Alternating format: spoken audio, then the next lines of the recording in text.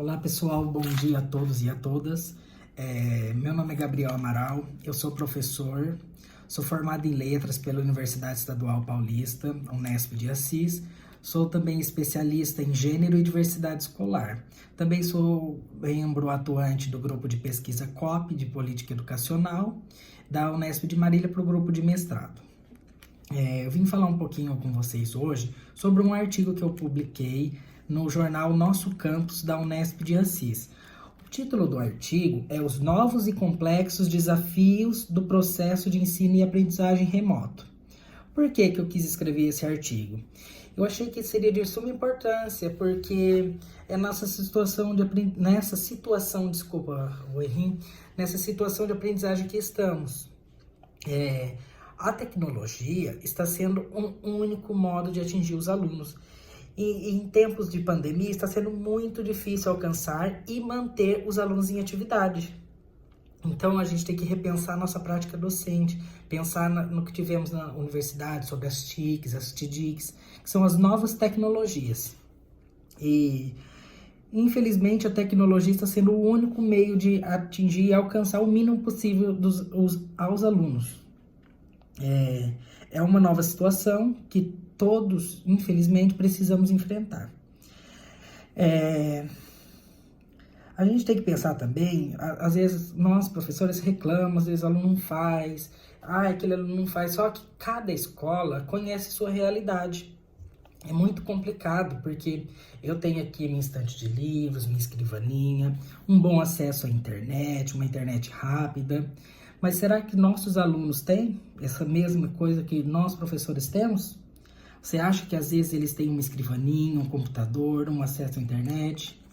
Eu estou recebendo bastante atividade de alunos, às vezes no fundo eles gravam áudio, aí no fundo das atividades é som de cozinha, de barulho de pais, de criançada na casa, então eles não têm a mesma tranquilidade às vezes que a gente tem. Isso não justifica a não participação e engajamento deles, só que temos que entender que é uma situação mais complicada e a gente tem que ser um pouquinho mais compreensivo em relação a isso. Isso tudo eu escrevi no meu artigo, que estará disponível para vocês no link a seguir. Então a gente tem que ter um pensar maior com empatia aos nossos alunos. E antes mesmo da gente da cobrança efetiva de rendimentos, de notas, de avaliação, do modo que a gente tinha como eu posso dizer, do clássico, a gente tem que repensar nas nossas práticas avaliativas, porque não estamos no tradicional. Não estamos numa sala de aula com lousa e giz. Então a gente tem que repensar na nossa prática docente para a gente alcançar os alunos. E antes de cobrar rendimentos, devemos orientá-los, conscientizá-los da importância da educação para o futuro deles, para o exercício da cidadania e da necessidade do ensino à distância nas atuais circunstâncias. Então, vamos repensar no modo avaliativo, porque não adianta só pensar nas notas, nos processos avaliativos. Fez, tirou tanto, não fez, tirou 0. Não é assim, a gente tem que tentar repensar em novas práticas avaliativas. Aí como a gente tem que, em conjunto com as escolas, com os professores, em reuniões, a gente entrar num consenso. Porque conversar sobre a questão de participação, dar várias tentativas para os alunos, chances, que eu acredito que em todas as escolas estejam fazendo isso. Então, infelizmente, mas ainda bem que temos nós, que a gente teve também que os professores teve que aprender do dia para a noite, tudo. Nós não estamos ganhando mais sobre isso, está trabalhando na casa, usando o nosso computador, nossa internet. Então eu entendo toda essa questão, só que os nossos alunos também não têm culpa da situação. Mas, deixa eu ver um negócio. Tá. Então, não tem sido fácil adaptar as dinâmicas da sala de aula, das aulas expositivas e das avaliações sem prejudicar o processo de aprendizagem do aluno. Então, a gente tem que adaptar, seguindo, claro, sempre a Base Nacional Comum Curricular, as leis de diretrizes e bases da educação, que é a LDB, os parâmetros curriculares, as legislações e os novos decretos do MEC. Então, eu fiz um mapinha mental aqui e eu vou mostrar a vocês. Espera aqui um pouquinho. Vamos lá, ó. As novas tecnologias é tudo em forma de aprendizado. Ó, pessoal, continuando sobre o artigo. O título é Os Novos e Complexos Desafios do Processo de Ensino e Aprendizagem, como eu já havia falado no início do vídeo. E a tecnologia como a única forma de alcançar o aprendizado para os alunos. Aí a gente deveria pensar aqui na atual realidade. Cada escola conhece a realidade dos seus alunos. Aí depois disso a gente vai pensar, o nosso aluno tem acesso à internet? Se sim, a gente vai continuar com os envios de atividades. Na nossa escola está sendo pelo WhatsApp e está com uma boa efetividade. E quais as condições do acesso? Porque às vezes ter internet pode ter, mas a internet funciona, ela tem todo assim esse parâmetro. O celular do aluno aguenta as atividades que a gente manda, se é por Word, PDF. Então, a gente tem que ter um olhar maior de empatia, de incentivo aos alunos e motivações. Como a gente pode fazer isso? Conversando, dando voz e vez para os nossos alunos. Os nossos alunos são carentes de afeto e atenção, eles precisam do professor. Então, os nossos alunos, às vezes, a gente tem que tentar entender o lado do aluno, porque às vezes o aluno manda uma mensagem nada a ver. Aí você fala, mas o que tá querendo, hein? É atenção, é afeto. Porque na sala eles tinham os colegas, tinha toda... Porque uma escola não é fábrica apenas de ter conhecimento, mas sim é pessoas, calor humano. Então, pensar em manter os alunos em atividade e se atentar à possível evasão, porque a gente tem que se preocupar que o final do ano está chegando e a gente tem que tomar cuidado com a evasão, tentar manter os alunos e não fazer com que eles fujam. Pensar em estratégias de atividades. O que está dando certo na minha escola? As atividades, geralmente, com um texto norteador e algumas perguntas depois, que aí faz a interdisciplinaridade com a língua portuguesa, os professores de outras disciplinas na questão da interpretação de texto. Então, a gente tem que focar mais no aprendizado efetivo e de qualidade, ao invés de só as notas. Mas eu entendo que o sistema nos exige em aplicar uma nota, só que a gente pode ser mais maleável e, na situação, adaptar aos novos tipos de avaliação. Então, aqui eu já falei que é o repensar nos métodos avaliativos, o dinamismo, que é muito importante, a participação dos alunos, se está tendo ou não. Se não tem, a gente pode vir aqui na busca ativa. Como está sendo a busca ativa? Eu ligo para os alunos, um por um, converso com seus familiares, tento ligar por videochamada. A gente tem que tentar várias formas para também estimular o interesse dos nossos alunos. Então, a gente pode pensar nas práticas pedagógicas, o acolhimento. E também eu tentei fazer vários comunicados por escrito, só que teve pouca procura. Aí o que eu estou fazendo? Eu faço vídeos orientadores, vídeos curtos, falando, olha, tem aula disso, você tem que fazer isso, tem atividade disso, daquilo, explicando para o aluno. E no vídeo, nossos alunos, hoje no século XXI, são mais visuais, então eles acabam não querendo ler, gostam de imagens, de vídeos. Então, é um maior interesse de engajamento dos alunos.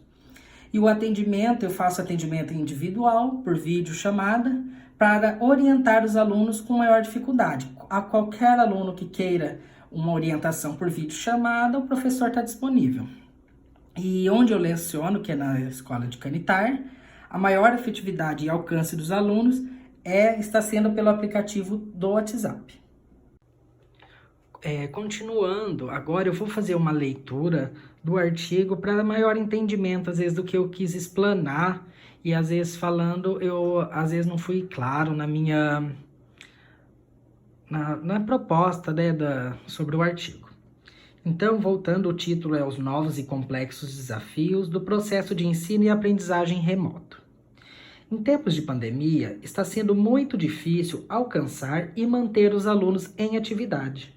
Nós, professores, devemos repensar na prática docente.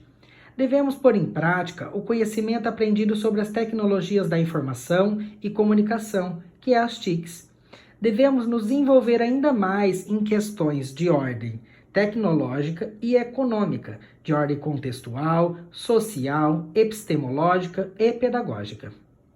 A tecnologia está sendo o único meio de conseguirmos atingir, talvez, o mínimo do conteúdo educacional programado para o ano letivo de nossas crianças, jovens e adultos, no caso do EJA, Educação de Jovens e Adultos. O que está ocorrendo confunde a rotina diurna de professores e também dos alunos. É uma nova situação que todos precisam enfrentar. Estamos vivendo um momento atípico, ou seja, não podemos, então, ficar nos métodos tradicionais e ultrapassados. Cabe-nos pensar além, isto é, em outros recursos para que os alunos aprendam, desenvolvam capacidade para refletir e possam adquirir habilidade de juízo crítico. Muitos professores reclamam que os alunos não fazem as atividades propostas nas aulas online. Mas será que o aluno tem condições apropriadas para estudar? Tem o lugar adequado para fazer as tarefas? O material mínimo necessário? Uma escrivaninha? Um acesso bom à internet? Muitos jovens já têm filhos, trabalham para o sustento do lar, são da área rural. Por isso, professores e especialistas da educação, que somos, temos de pensar com empatia nesses alunos, pois se nem todos têm as mesmas condições de aprendizagem em sala de aula, quem se dirá agora das grandes dificuldades no ensino remoto? É importante ainda ressaltar que as redes de ensino precisam, desde já, organizar planos curriculares que sejam condizentes com a nova situação e com estratégias capazes de superar as desigualdades educacionais, as quais, sem as aulas presenciais, tendem-se a aprofundar cada vez mais. Estratégias capazes de atender a novas e excepcionais demandas, de acolher alunos e profissionais da educação afetados emocionalmente e, por fim, acompanhar com mais atenção os estudantes propensos a abandonar a escola, que é o que eu havia falado ali sobre a evasão escolar. Antes mesmo de cobrar rendimento dos alunos, devemos primeiramente orientá-los e conscientizá-los da importância da educação para o exercício da cidadania e da necessidade do ensino à distância nas atuais circunstâncias. Precisamos tratar o estudante com respeito, pensando sempre em motivá-lo. É o que eu falei ali sobre estimular interesse e motivação do aluno, das nossas crianças. Para isso, é de suma importância a aproximação do professor com o aluno. A questão da avaliação é crucial e importante no processo de ensino e aprendizagem. Entretanto, devemos e podemos repensar os modos avaliativos, considerando que é muito mais importante que o aluno aprenda e seja participativo ao invés de somente pensar em nota. O contexto que vivemos tem exigido de nós, professores, uma adaptação rápida, obrigando-nos a nos questionarmos: estamos preparados para ministrar aulas num paradigma diferente do tradicional? Hoje, necessitamos recorrer ao ensino à distância. Para realizá-lo, bastaria transferir o conteúdo do modelo presencial para o virtual? Acredito que não. Não tem sido fácil adaptar as dinâmicas de sala de aula, das aulas expositivas e das avaliações, sem prejudicar o processo de aprendizagem do aluno. Como também não tem sido fácil seguir as orientações da BNCC, que é a Base Nacional Comum Curricular, da LDB, que é a Lei de Diretrizes e Bases da Educação, e dos parâmetros curriculares e das legislações e decretos do MEC. O desafio é grande. O ensino remoto emergencial, neste momento, é a única possibilidade. Gabriel Pereira do Amaral é oriense, professor, licenciado em Letras pelo Unesp Assis e especialista em Gênero e Diversidade Escolar. Pessoal, agora para encerrar, gostaria de agradecer imensamente de poder participar da TPC. Peço desculpa por qualquer coisa, nervosismo, porque eu até falei esse artigo pela diretoria de ensino, no ATPC de língua portuguesa e inglês no geral, com todos os professores. Só que agora, falando com vocês, da minha escola, que eu admiro e respeito muito, eu fico mais nervoso ainda. É bem complicado. Fico mais nervoso, porque eu tenho muita admiração e respeito por todos vocês. Eu acredito que a nossa escola está no caminho certo. A gente faz o máximo pelos nossos alunos e é um privilégio poder trabalhar com vocês. É uma honra, eu aprendo muito com vocês, os alunos também aprendem, a gente está se redobrando, fazendo o máximo. Então é uma honra para mim trabalhar com vocês. Eu tenho muito a agradecer a oportunidade de poder falar, contribuir um pouquinho do que eu tenho, mas eu aprendo muito mais com vocês. Então é uma honra, eu agradeço de coração a todos e a todas. Fico muito feliz da gente poder contribuir um com o outro. E isso é muito importante para a nossa formação.